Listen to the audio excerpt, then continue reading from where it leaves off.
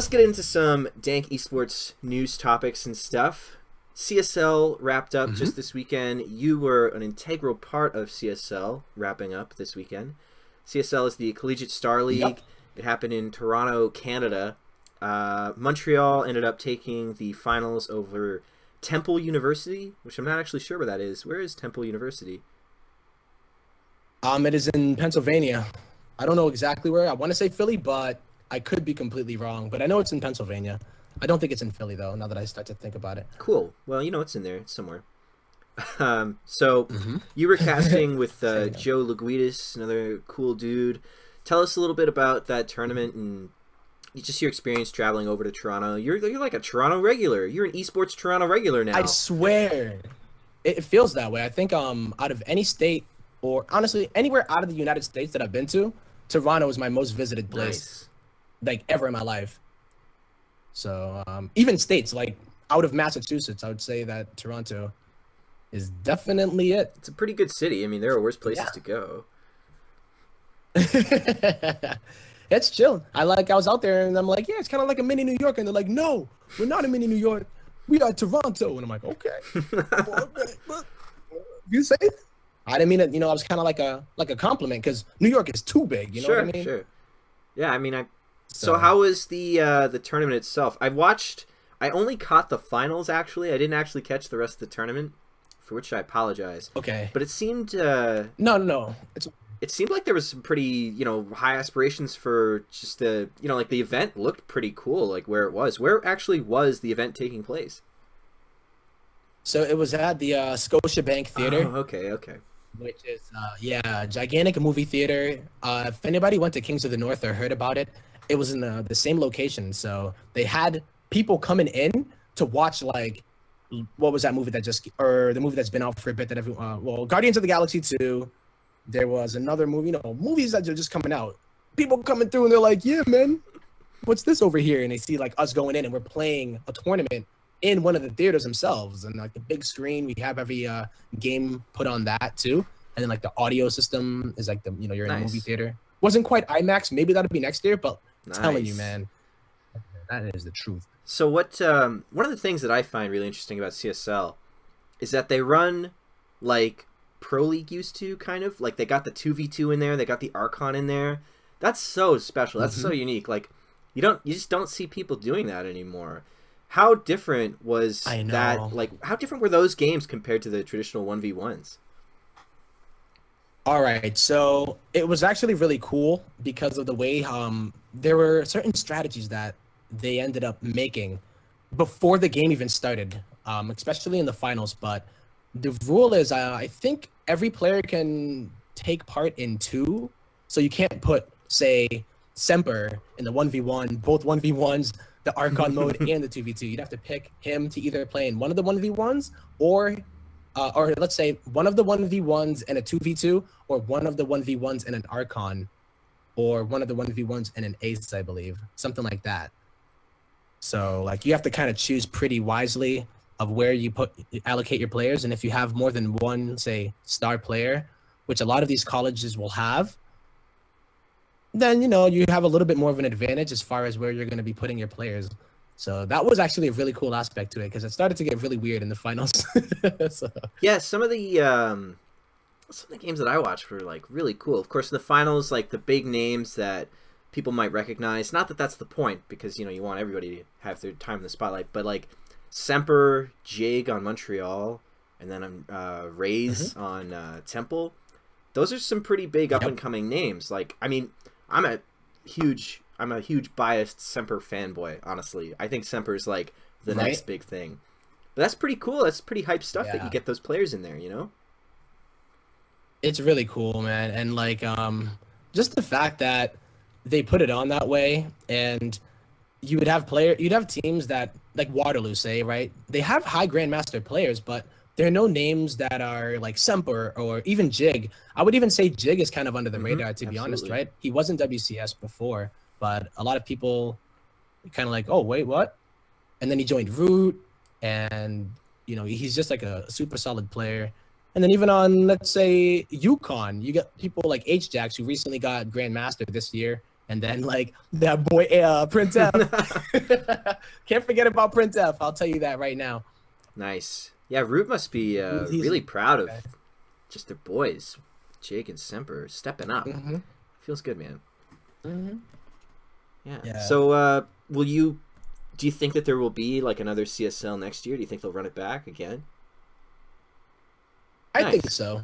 We have to see if they're gonna have StarCraft in it, you know, because I know we were kind of like the guinea pigs when things were, in a good way and in a funny way, because like obviously whenever you run a tournament, you're gonna most likely run into to some technical issues and whatnot. So what had happened was we had this weird audio issue, and we didn't know what it was. And we're in the movie theater, and they have like this other hardware, and they had to like figure all this stuff out, do that to run to Best Buy in order to get like a cable, and it happened to not even be the problem. Ooh, that's rough. You know, certain things like that, kind of a bumpy road in the beginning, but once it started going, it was really, really cool. So this is like super showing my ignorance, but was it just StarCraft there this weekend, or were the other CSL? Oh, yeah, no, man. They had 4 teams from every game that they were going to play. StarCraft 2 was the first one, then they went to League of Legends, and then CSGO. Oh, no, Dota, and then CSGO. That's a lot of people to kind of bring in. That's what I'm saying. Did you take in any of the other tournaments at all? Like, do you care particularly about the other esports? Yeah, I got a chance to check out a bit of the League of Legends. One of my boys, Bill Jump, he goes by the name Jump. He was doing the casting for it. Really, really good friend of mine. He actually is from MA here, Massachusetts as well. But I ended up, checking it out. And then I also ended up checking out Dota 2 the next day. But I had to leave before CSGO, which I would like to check too. I like CSGO a lot.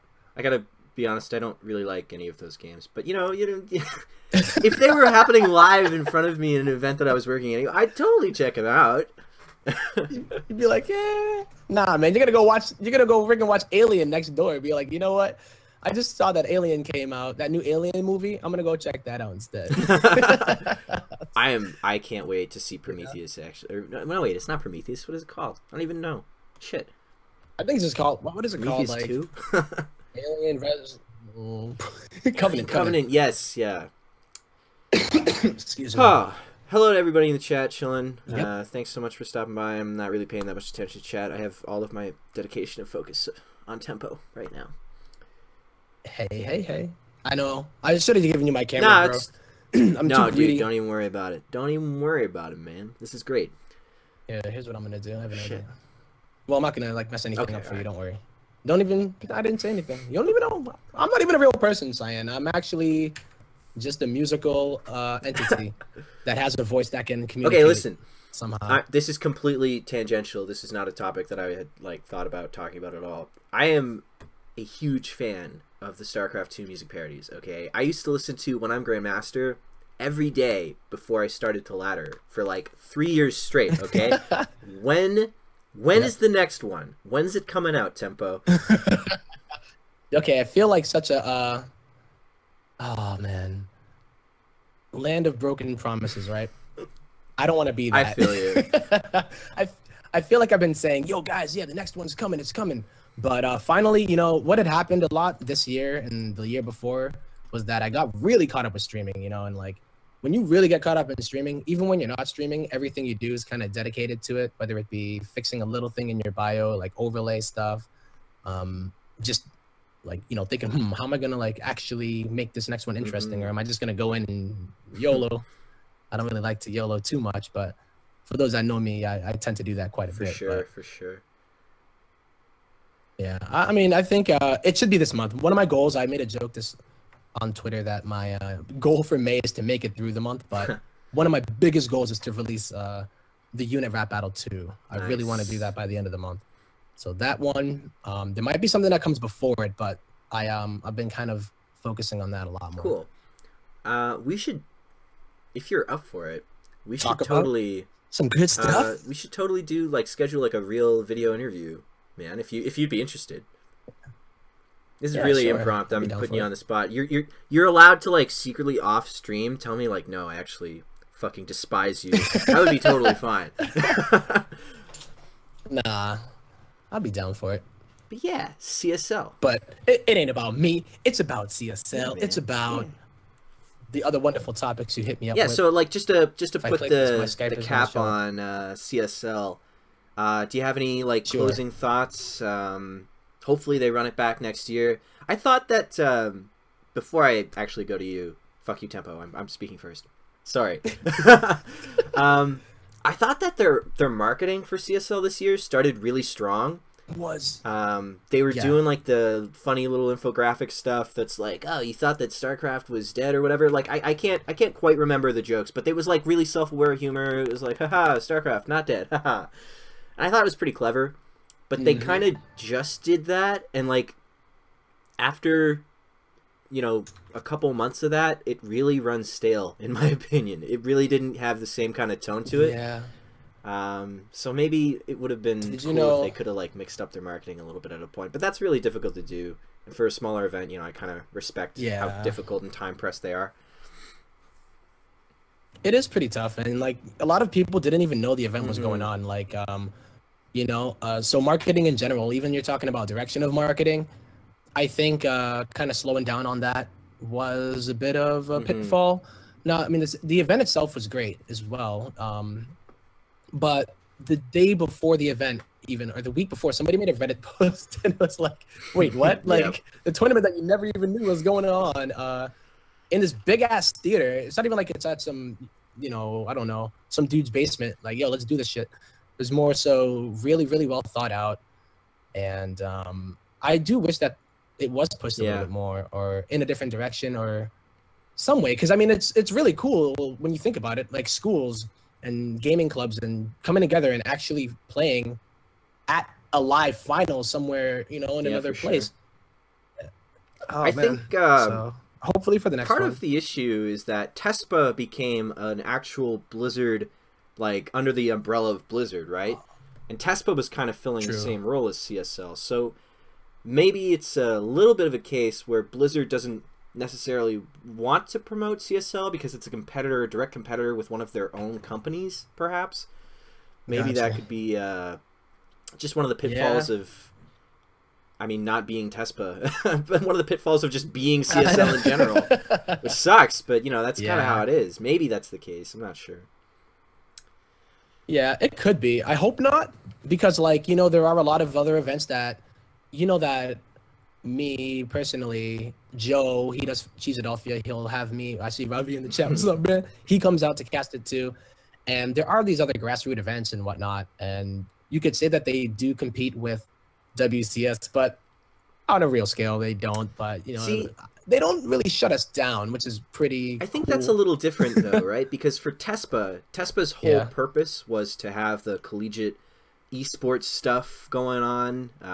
Maybe not their whole purpose, but like the collegiate. Yeah, like if you go, hold on, let's just look in the browser real quick there. TESPA esports. I'm pretty sure TESPA esports is very much based entirely around the leader in college esports, right? So that's their branding. The leader in college esports. Oh, okay. Promoting healthy competition, building connections among enthusiastic gamers, and TESPA's mission for college esports. So it's probably more so of a case for Blizzard that they specifically wouldn't want to draw attention to CSL, where they have this brand, TESPA, that's like, oh, well, this is just for college esports, and CSL is just for college esports. It's like a little different, I think, maybe. So maybe that is the case. I'm not sure. Yeah, no, I can see where you're coming from, Pure right? speculation, of course. Oh, my. It's like, you know what? Blizzard, we gotta stick it to the man, Cyan. We ain't gonna let the man hold us down. That punk rock, grassroots esports going on. The revolution will not be televised. Find a chat. Or stream. Nice. That's good. That's good. Let me just see here. Let's look through the colleges. Are all the colleges American? The page isn't loading very well. Let's see. University of Waterloo. Waterloo, I think, is in yeah, it is. Canada, University right? of BC. There you go. I'm just wondering if there's any crossover between the CSL competitors. I'm trying to find U of Montreal actually directly. Montreal. Yeah. Oh man. And then also like UConn. I think I saw. UConn. Really? I don't know. Holy shit. I don't know about Tespa, For but CSL? Dude, that's crazy. CSL, they were the other team that were in the semi. Oh my god, CSL. So yeah, man, you know, they got a lot of the people from Rival Gaming.